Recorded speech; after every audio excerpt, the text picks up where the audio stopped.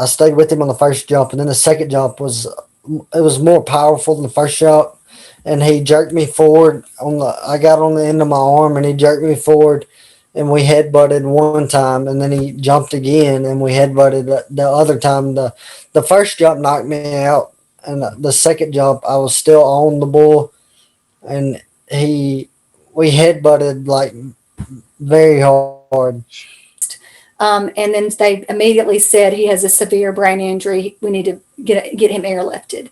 And so they airlifted him to a local hospital in Montgomery, and we were told then that he had 5 bleeds and that we were going to be flown to Children's. I was out. Waking up talking when I first. No, not when I woke up. When I first started talking, that was my first memory. Okay. And that was about 40 days after.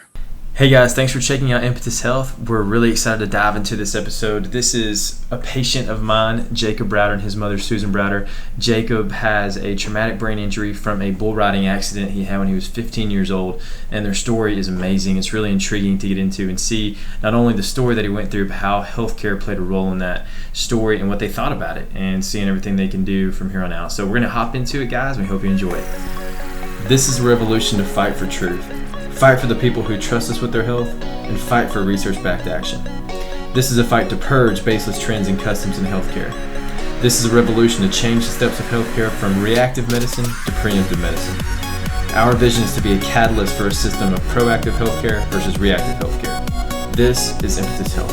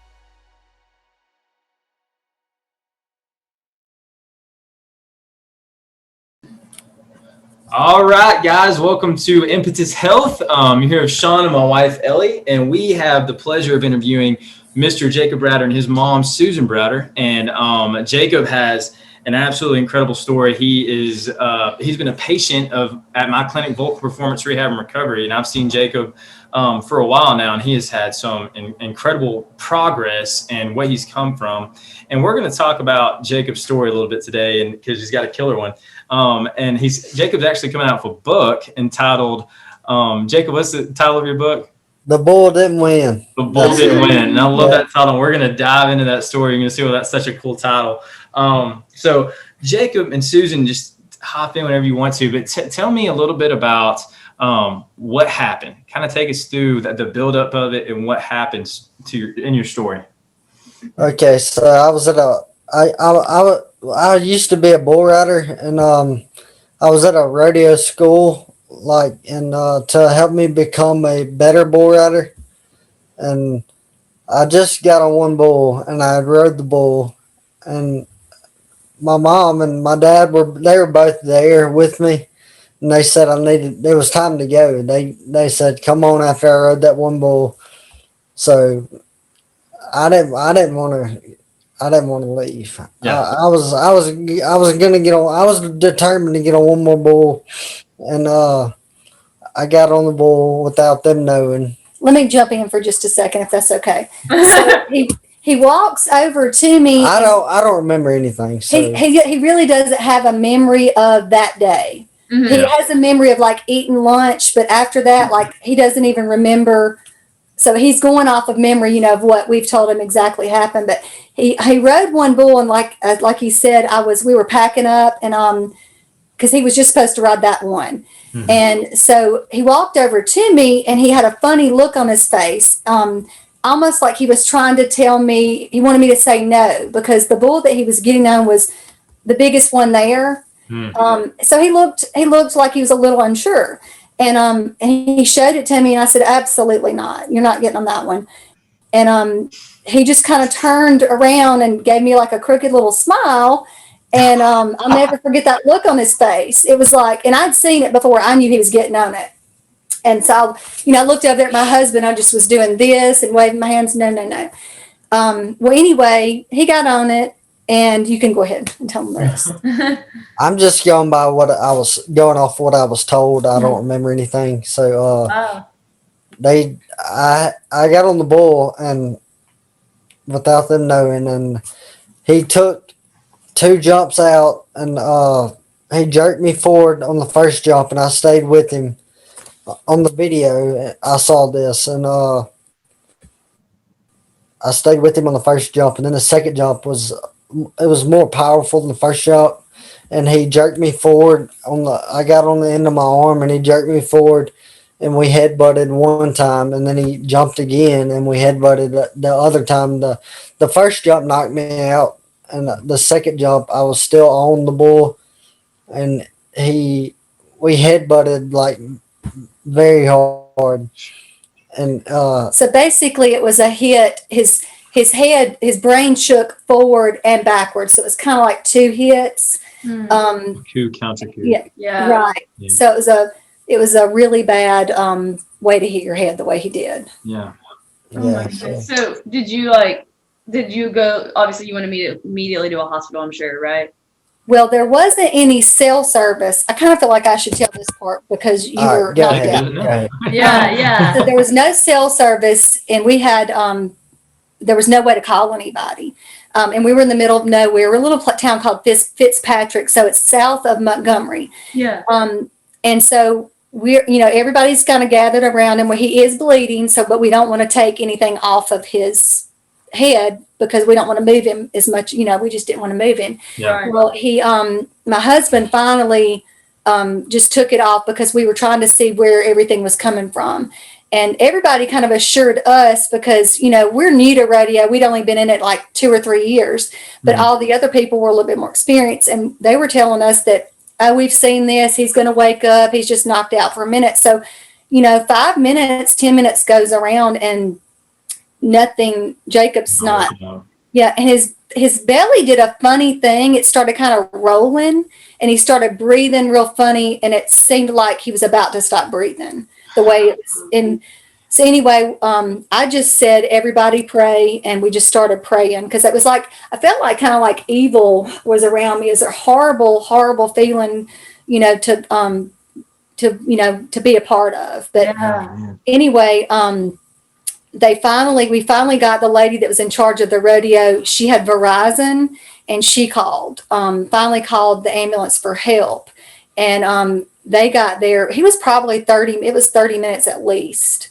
And then they immediately said he has a severe brain injury. We need to get him airlifted. And so they airlifted him to a local hospital in Montgomery. And we were told then that he had 5 bleeds and that we were going to be flown to Children's. And a close friend of mine drove and stayed with Jacob while we rode.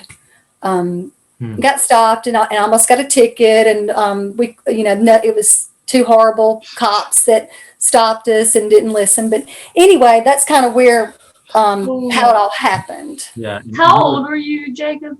I was 15 when it happened. Wow, so you were young. Yeah, I was. So, Jacob, what's the next thing that you remember after that day? I was out. Waking up, talking when I first. No, not when I woke up. When I first started talking, that was my first memory. Okay. And that was about 40 days after. 40 days. I thought it was 2 weeks. 40 days. Yeah, he woke up 2 weeks. He started showing signs of waking up within 2 weeks, and he kind of it wasn't like he just woke up. His eyes, you could see, like, you know how when somebody's got their eyes closed and you can see that they're moving their eyeballs. That started, and then his eyes would just start peeking through, like, one day, and then the next day a little bit more. But that started happening. It was a little over 2 weeks that started happening, but he didn't talk until about 40 days after his injury. So was this a medically induced coma, or was it? No, it was a coma. Oh my goodness! Wow. Yeah. So once we got to Children's, they gave us a 36-hour window. Never really understood that, but that if he didn't start showing signs that he possibly would not wake up. Wow. And then, the longer he stayed, like that, the chances of him, us having a good outcome was very, very right. And, I'm sorry.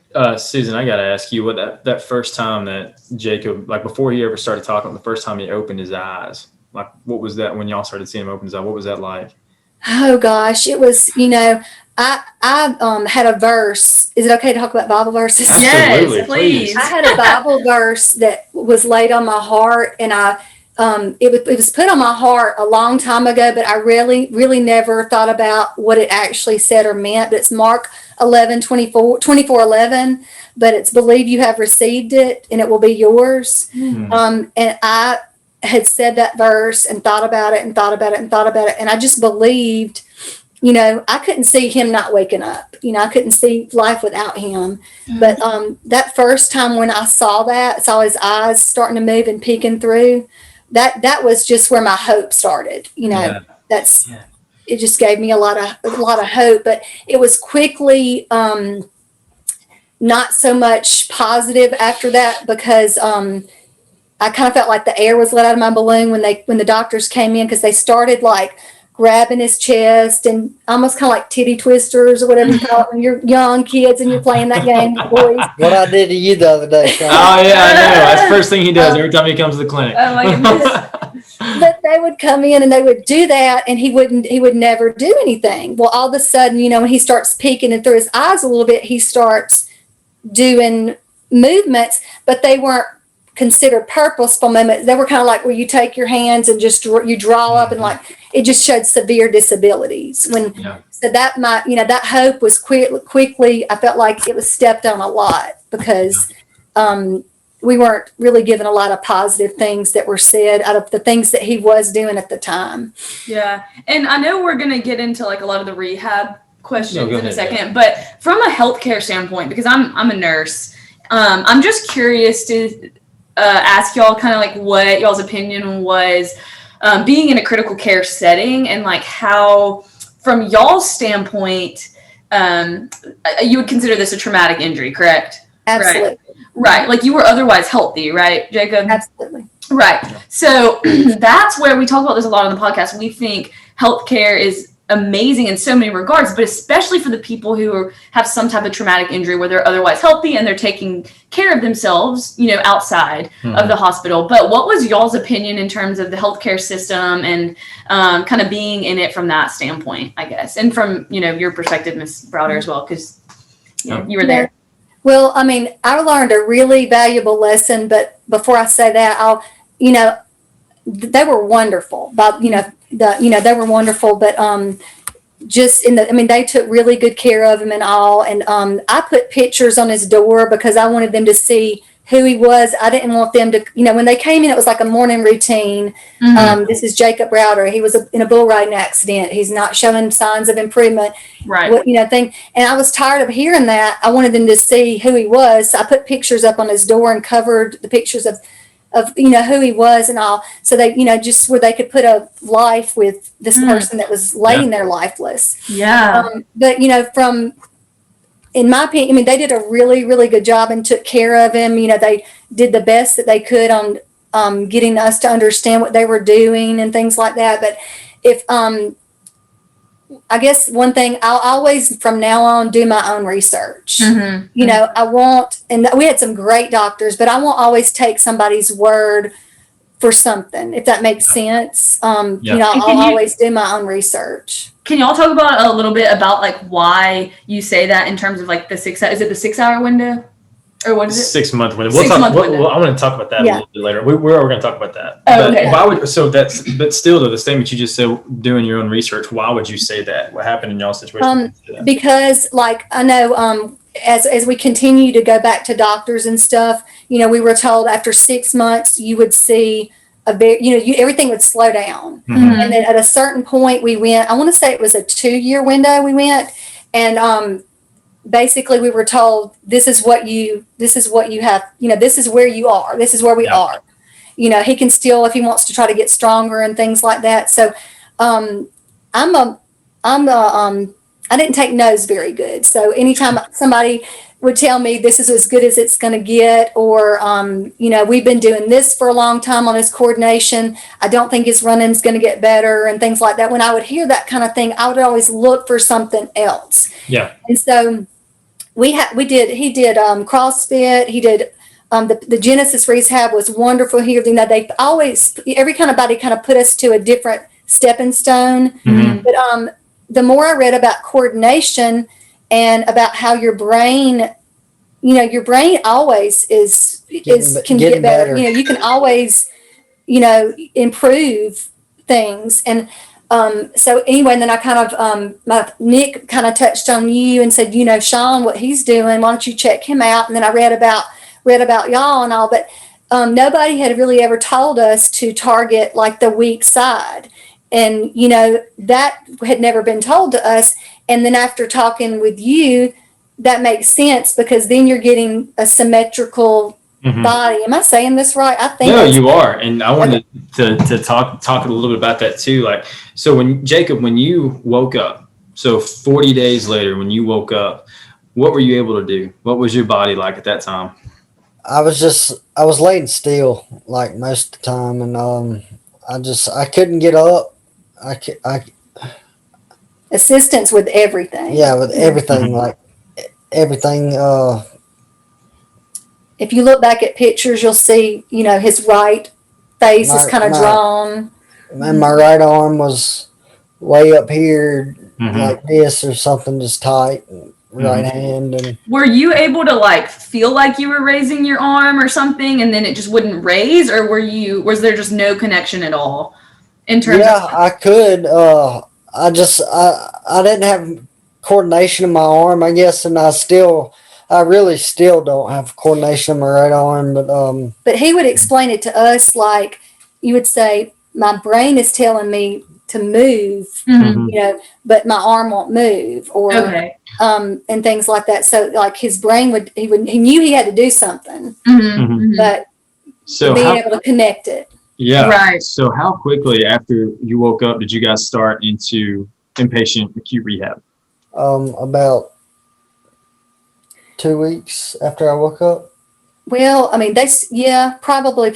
We were at Children's for 48 days. Okay. So really, once a good week we were there. I mean, doing. A good week he was awake and like made some really good strides. But before that, like once he woke up, into 3 weeks, 3 weeks into 20-something days, I'll never forget the worst probably moment in the hospital is when they hoisted him up on this The Hoyer lift.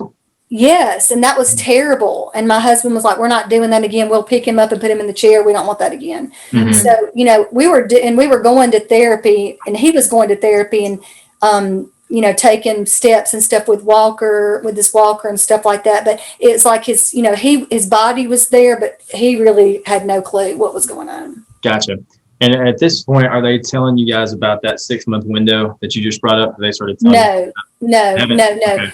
No, we basically didn't really talk about that until, after we got out I was at the hospital. Yeah. After we did an outpatient therapy, I think it was for 2 weeks and all, but I want to say like at a 6-month checkup is kind of where we, started hearing things about things are going to start slowing down at a certain point and things like that. Gotcha. Okay. So at that point, you go on, you do therapy for how long did y'all do therapy in inpatient setting? You all went straight to outpatient. I'm sorry. Yeah. Outpatient was 2 weeks. Okay. Yeah. We got a hotel and stayed, in the hospital and would go back and forth every day with him. Gotcha. So, and when I started seeing Jacob, when I started seeing you and you guys were telling me kind of the history of it, you had basically told me you had been plateauing. You've been plateauing for a little while and you hadn't seen much progress. How long did that plateau last for? When did that start? How long did that go on for? About 2 years, probably the about 2 year mark. 2 or 3 years, yeah. It's probably the 2 year mark from the injury is where we kind of like stopped seeing results. A lot of results. Okay, and during that time, was that when you were trying kind of a little bit of what all were you trying in that space to try to keep the plateau from happening, keep on progressing? What were you trying? CrossFit, yoga. There you go. Yeah. Hot yoga. Y'all were doing anything and everything that you could. Yes, and he was still going to Genesis rehab and doing things, and you could tell like little bitty water aerobics. Yeah, he did. Water aerobics.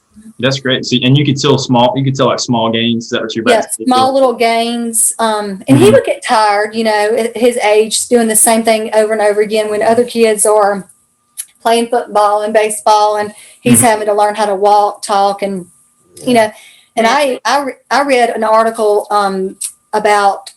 Can I hold on? Yes. I remember putting a golf ball, and that was another thing I did. I went to the country club in our neighborhood and was like messing around with the golf ball, just practicing putting. Yeah. And I shot basketball a lot when I was like real bad. Yeah. And man. Well, so nothing else. Then you stumble across Vulcan Performance, my clinic, and we start to work together a little bit. And honestly, you killed it. I have not made it easy on you at all. And you come in you leave dripping every time you leave. We really put you to work. And, it's funny to see him walk in the house. Oh, he's beat up. He probably has gone, and I'm trying to talk him out of this, but he's probably gone and got him a milkshake before he gets home. But so you come in and you start working, and you start seeing some pretty good progress. And the way we measure things, the one that sticks out in my head the most that we've seen is we measured your 400 meter. How long did it take you to running 400 meter? And if you remember when we first started, we really couldn't get past about 30. Yeah, we'd 40. have to take breaks. Yeah, we'd have to take, because that coordination you were speaking of, we would lose so much coordination, it would jar your body up, and we couldn't even run anymore. And I'm going to pull it up because you just sent it to me, just that one specific thing, because it was so dramatic. And while he's pulling it up, how many years out are you from the injury now?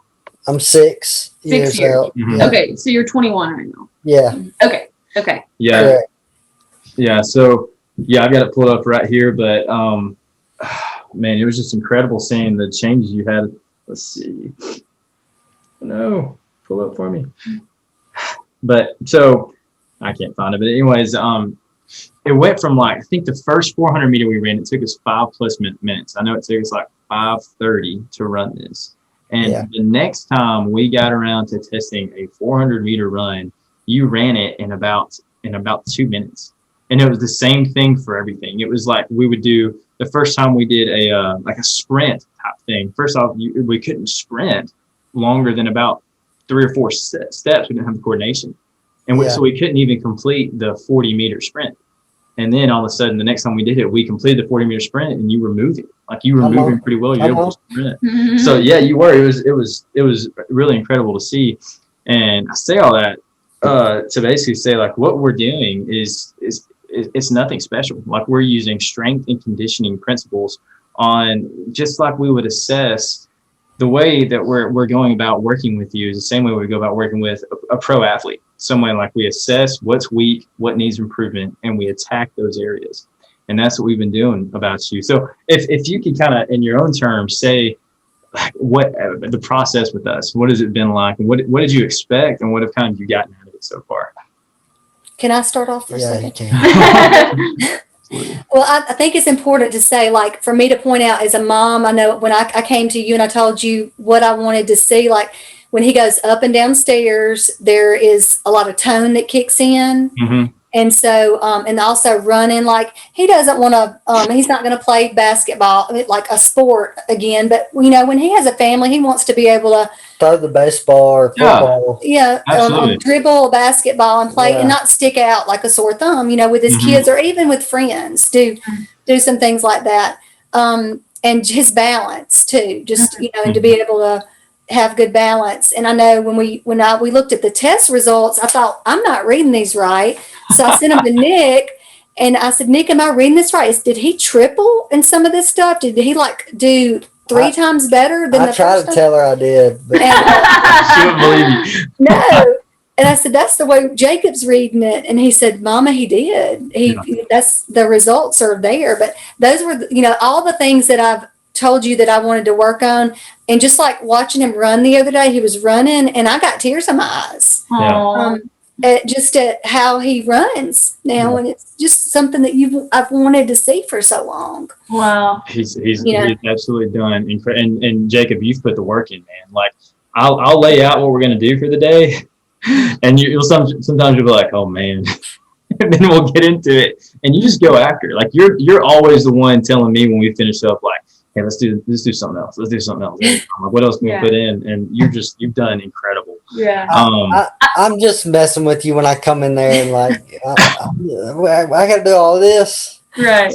And go ahead. Sorry. And I was just going to say, when something I kind of want to point out that's been like a game changer for him is when he was little, he always had a fearless mindset about stuff. You know, nothing scared him.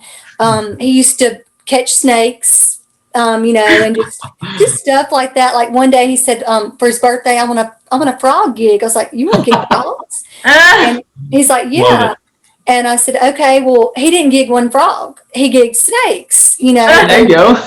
Stuff like that. And so we knew early on we had a different child. We didn't have a Nick that would say, when you said, oh, don't do this. Okay, yes, ma'am, I won't do it. He was Nick wasn't going to have any of the froggy. So that fearless mindset that God put in him, like, it has really made the difference in when he struggles. He doesn't, you know, he just doesn't worry and fear things. You know? I'm not going to lie. I do have days, like today was a day where I got real down on myself, and I don't know. Everybody has a day. Everybody has days. Yeah. And that's what I was going to kind of ask, like, how do you, because so many people have things in their, not so many people, but like people have things in their life where it's like, if you look like with the bird's eye view, you could be like, oh, I have so far to go. Like, how do you stay in a mindset where you're like, I'm just going to like do the work today, and then like, look at you, you've come so far, you're running now. Like, what kind of keeps you in that mindset? Like, is it your support system? Yeah. What is it? I think I took it step by step and day by day, and now I'm here. I don't know. I keep just.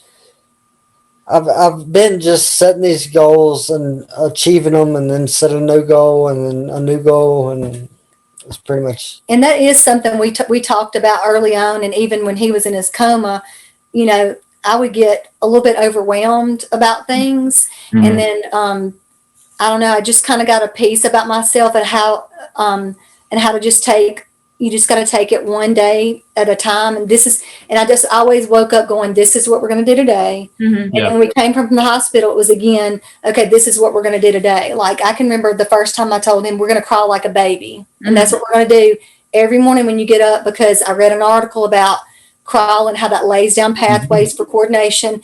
And, it was just stuff like that where, until you're no longer crawling like a baby. It's just, things that you do that you just decide to take one day at a time, and you don't get so overwhelmed, by it. And I am a scheduled person. So we made schedules right off the bat about what he was going to do. Yeah. You have good people in your corner. So. Yeah. Having the blessing of a mom who won't let you stand still. That's incredible. Yeah.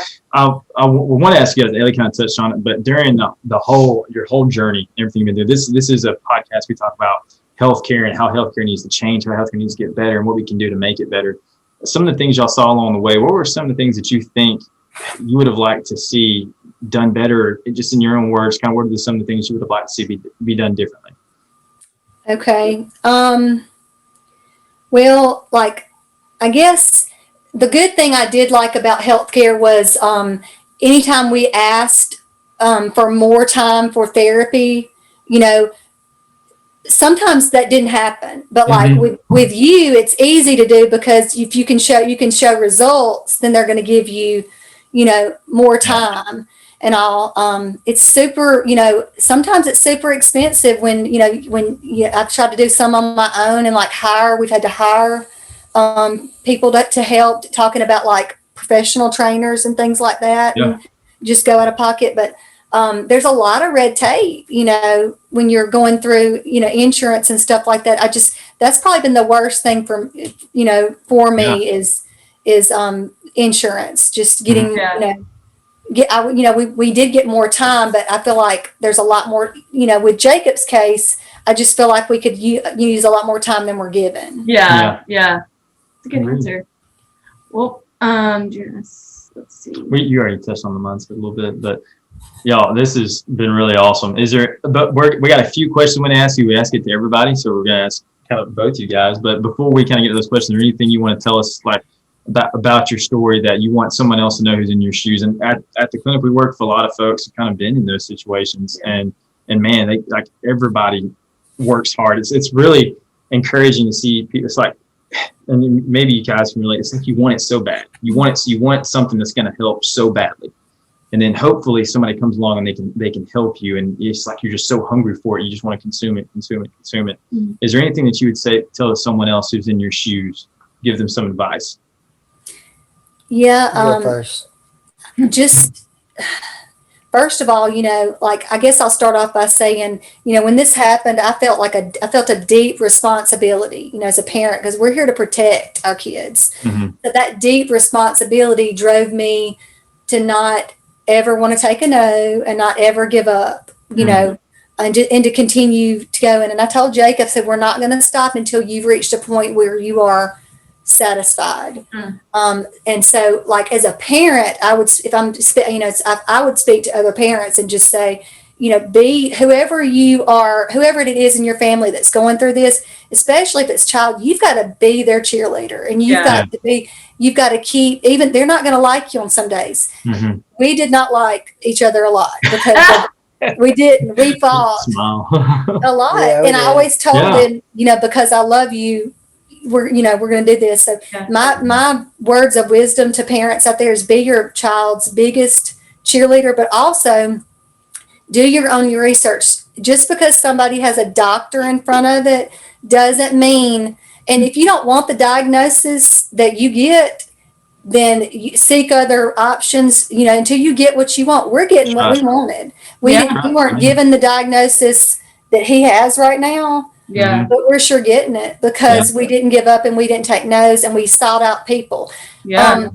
God has answered every prayer I've laid on his heart. And, you know, and you're part of that because I have kept saying, please put people in our path that are going to help us. And, you know, and we have so many people that he's put in our path.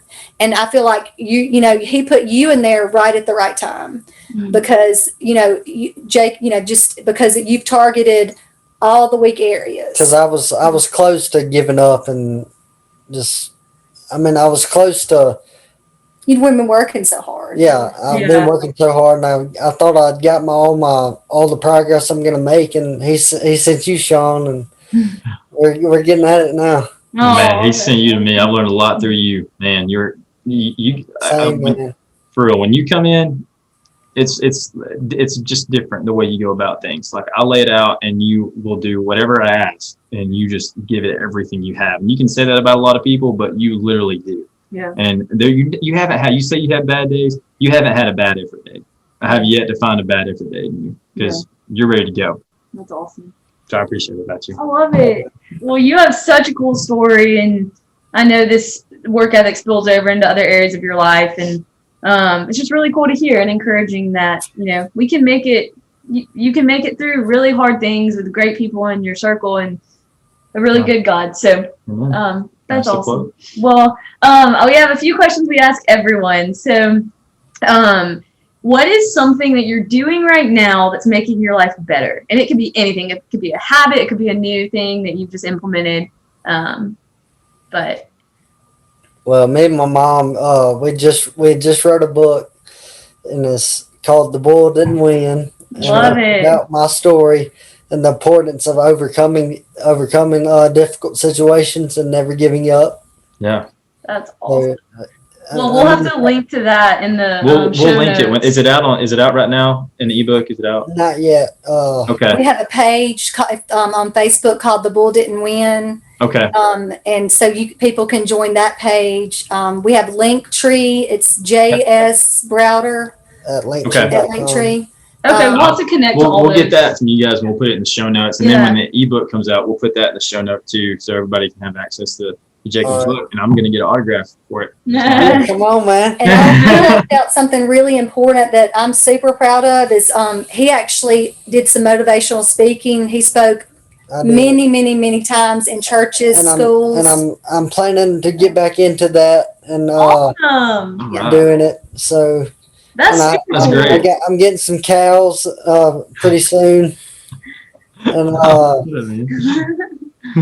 he's got a lot going on, and he fusses all the time. I do have a lot going on, and I fuss about how I don't have anything to do, and I've always got something to do. And I'm with me. I don't know if it's gonna be me and her or just me, but we're gonna write another book on down the road. So be looking out for that. You need to keep writing them. Yeah. That's awesome. Well, I'm excited to read the first one. Yeah. Mine too. Yeah.